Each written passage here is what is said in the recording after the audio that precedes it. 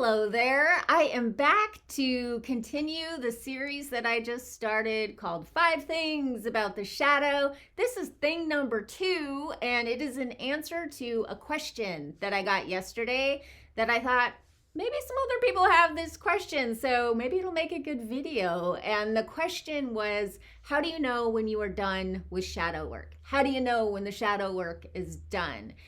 And I imagine different people would answer this in different ways, but for myself, I am in no race to get to like ultimate enlightenment. My goal with shadow work is to just get out of my own way so that I can be really present to life and maintain healthy relationships and stay in flow with what is as much as possible.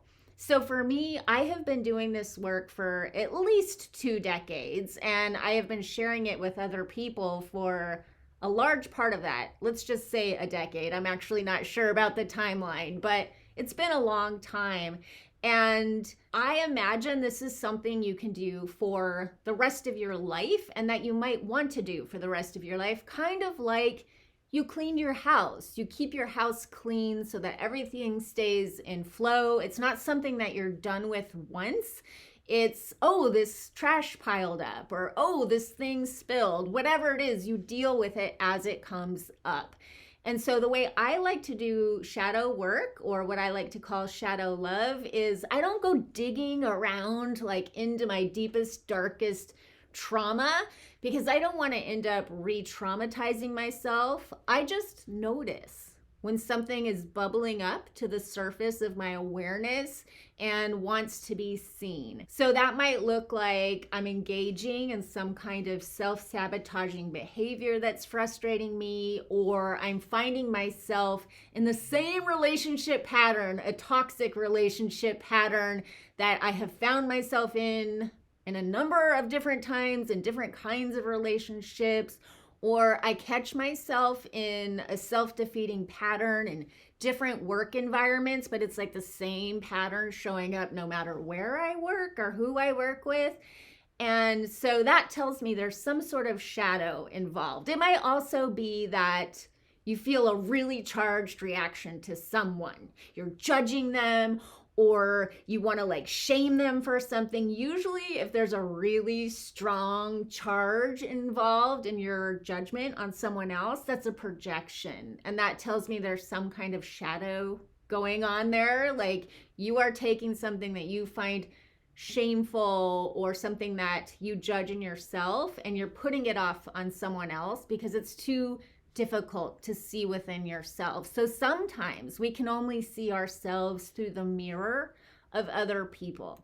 So shadow work is just a process of noticing. You're just noticing when these things come up for you, whatever is standing in your way of being in flow and at peace with what is. You notice those patterns and then you pause and you bring them to the light. I tend to do this with notebooks. I have a lot of composition books. I keep morning pages. I am a dedicated journaler. So if I notice something like this coming up, I just write. There's many different yous inside. There are many different versions of you, many different ages, many different expressions that come up at different times. And so you can talk to them. You can give them a name. You can talk to them. You can identify their age.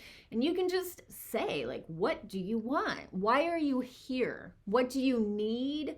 What are you afraid of? That's a big one when it comes to the shadow. Even if the thing that has you very triggered makes you feel angry, a lot of times it can be helpful to ask that anger, what are you afraid of?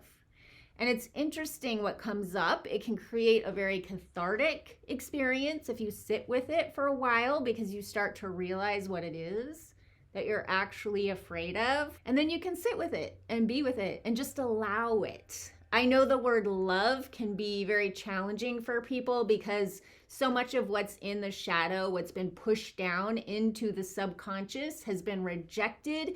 And so these are parts that we are afraid of, or we may even hate. And so love might be too big of a leap. So just see if you can allow it. If you can just allow it to be, That is a good first step in shadow integration. Allow it to be. Don't try to spiritual bypass your way out of it. Don't try to distract or escape your way out of this knowing that has come up to be seen. Just allow it to be. Stay curious about it. Stay curious about what it wants and what it needs. You don't have to analyze it. You can just let it be.